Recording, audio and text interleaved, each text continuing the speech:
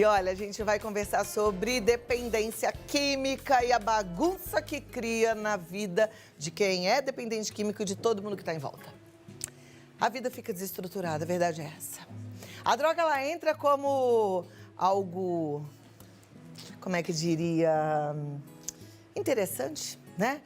Promete e não cumpre e só destrói. E destrói mesmo. E aí a pessoa que torna-se um dependente químico fica destruída, mas quem está em volta adoece junto. E hoje a gente vai falar sobre tudo isso, tá? Com nossos voluntários, convidados que são de amor exigente, que conhecem dependência química como ninguém. Eu recebo hoje Luiz Fernando Calduro, que é diretor de Grupo de Amor Exigente, e via Skype, alguém que está lá em Porto Alegre, Cláudio Lugo. Olha lá, temos dois queridos aqui para nos ajudar a falar de reestruturação de vida. Não é bom? É necessário, não é não, Luiz E aí nós Fernando? vamos ficar cada vez melhor. Cada vez melhor. Olá, nosso amigo Cláudio. Como vai, Cláudio, meu xará? Cada vez melhor, de verdade. Que bom, muito Maravilha. bom poder conversar com vocês. Não sei se você concorda com o que eu falei, mas eu acho assim, a palavra que me fugiu aquela hora, a droga, ela é sedutora. Sedutora. Ela vem como se fosse algo bom e acaba com a pessoa e acaba com a família. Com a pessoa e com a família, desestrutura. Por isso que eu pensei que esse tema de hoje vai ser interessante e o Cláudio é um professor de amor exigente, viu, Cláudia? Cláudio, me conta um pouquinho aqui da tua história. Muitos anos de amor exigente?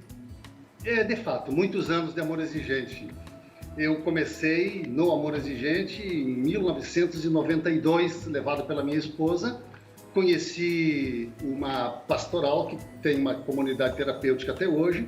Tinha grupo de amor exigente e eu entrei exatamente por essa porta do grupo de amor exigente.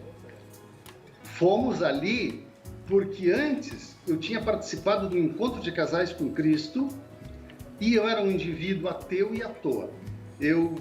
Há 25 anos eu já não entrava dentro de uma igreja, não praticava nenhum culto religioso. E eu era um indivíduo maravilhado por ser engenheiro e ter tido sucesso na minha vida profissional, com a ciência, com o poder, com o dinheiro, bens que a gente vai amealhando, fruto de um trabalho honesto, diga-se de passagem. No entanto, totalmente alheio a essa outra estrutura que eu tive quando criança pequena, mas que tinha sido abandonada, e foi abandonada. Eu sou oriundo de uma família religiosa, vinculada à igreja religiosa, e assim meus pais foram até a morte.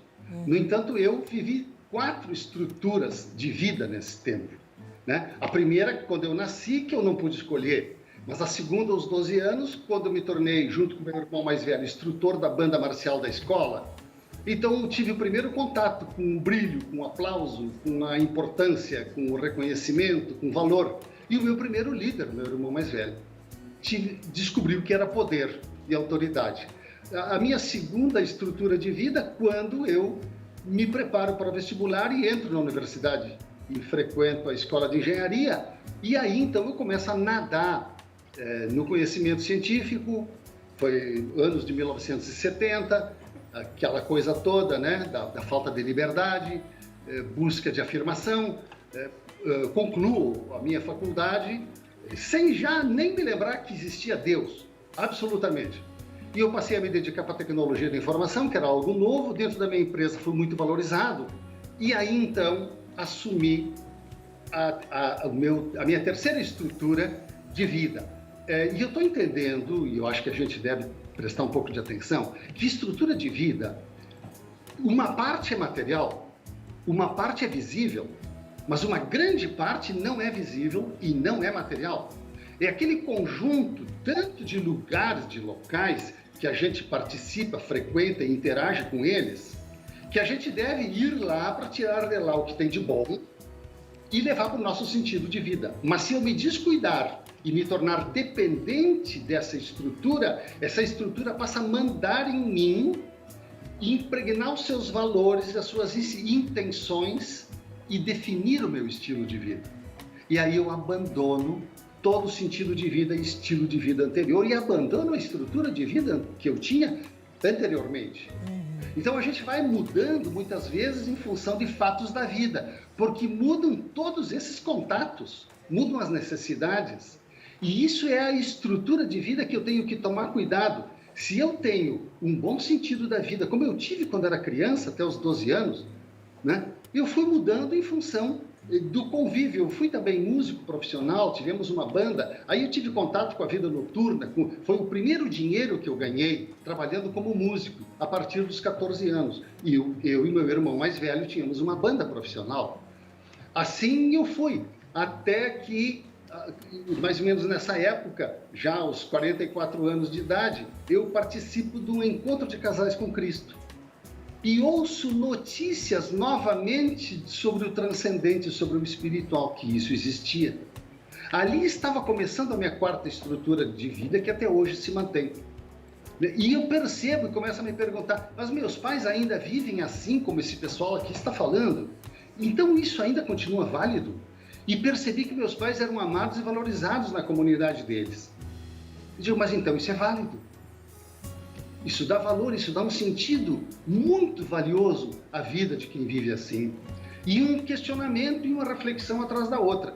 Isso aí eu fui dos 44 até os 46 anos, e aí fui levado pela minha esposa a conhecer essa pastoral. Por isso que eu já tinha entrado na história dizendo que eu sou voluntário desde o ano de 1994. Muito bem. Então, pelo que eu estou entendendo, o Cláudio entrou no Amor Exigente pelo amor, né? Isso. Pelo encontro. Então, segura aí que eu volto pra gente falar, porque tem muita gente sofrendo, sentindo dor, precisando entender como é que se reestrutura a vida a partir desse momento de dor, tá? Então, me dá 2 minutinhos e a gente continua o nosso assunto já já. Luiz, o Cláudio chegou no Amor Exigente nessa reestruturação de vida, né? Nesse reencontro. Agora, tem gente que fala assim... Não tenho como é que eu vou juntar os pedacinhos? Eu tô um caco. Você já deve ter visto muita gente abrindo o coração assim nas partilhas, né? É isso mesmo, Cláudia, porque a gente vai se desestruturando a partir da chegada de um grave problema na nossa família. Porém, as pessoas que têm dentro de si uma espiritualidade forte, eu penso que elas enfrentam com mais facilidade este problema. E se você não tem problema. O Amor Exigente vai te ajudar a voltar ou a adquirir uma espiritualidade forte. Porque agora, eu penso como que isso assim? é uma sustentação. Amor Exigente não é uma religião, ao contrário. Amor Exigente é uma espiritualidade pluralista. Como é que é isso? O que é espiritualidade? Espiritualidade, Cláudia, é a gente aceitar que muitas vezes nós não damos conta de um problema.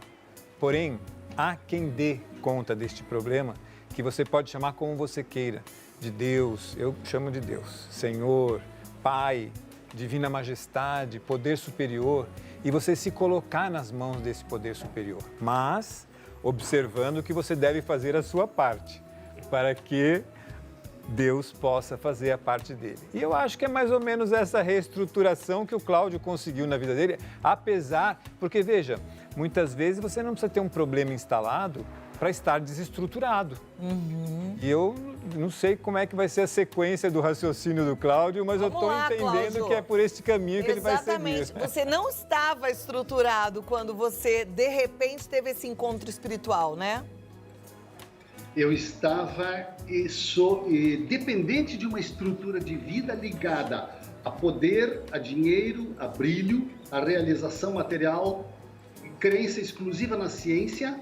E como todo mundo fazia, o prazer da minha vida era fazer festa, fumar e beber.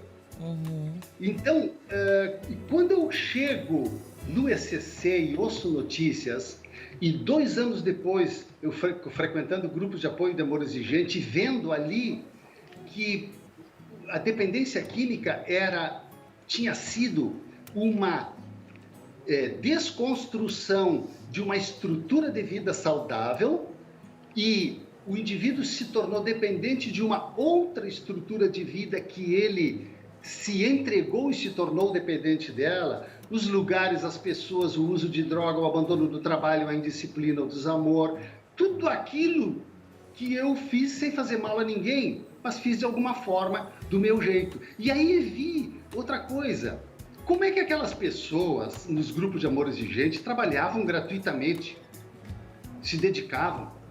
E os dirigentes da comunidade terapêutica viajavam para lá e para cá, gastavam, andavam.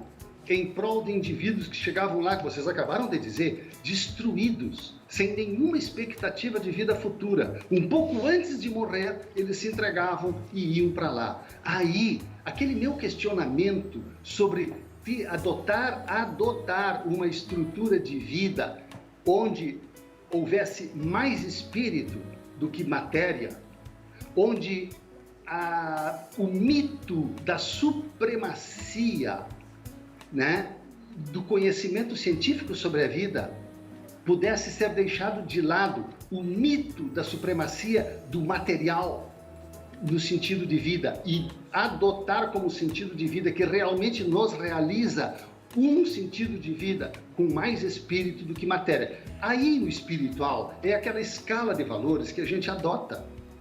Aquelas palavras que eu disse, que eu encontrei nos voluntários, era a espiritualidade colocada em prática. Eles se doavam, eram generosos, eram gratos. Eles também haviam reconstruído as suas estruturas de vida. Não é destruindo as antigas estruturas, é desconstruindo, tirando peças que não servem mais, valorizando menos lugares, práticas, costumes, hábitos e pessoas, trocando por outras pessoas, portanto, reconstruindo uma nova estrutura de vida sobre a qual eu me sentirei seguro e num bom caminho. Pois bem, era isso que era feito também na comunidade terapêutica.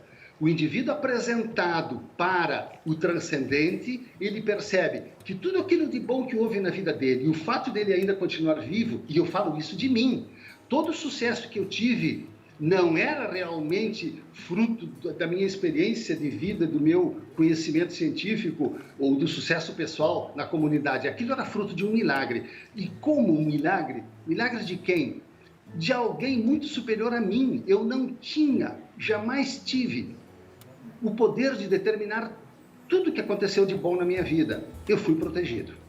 Então, esse poder superior acima de todas as pessoas, ele existe. Só que a pessoa pode não incluir Deus na sua estrutura de vida. Então, ele vai viver e vai adotar para a sua vida uma estrutura sem Deus, sem todos aqueles valores bons que provêm da espiritualidade.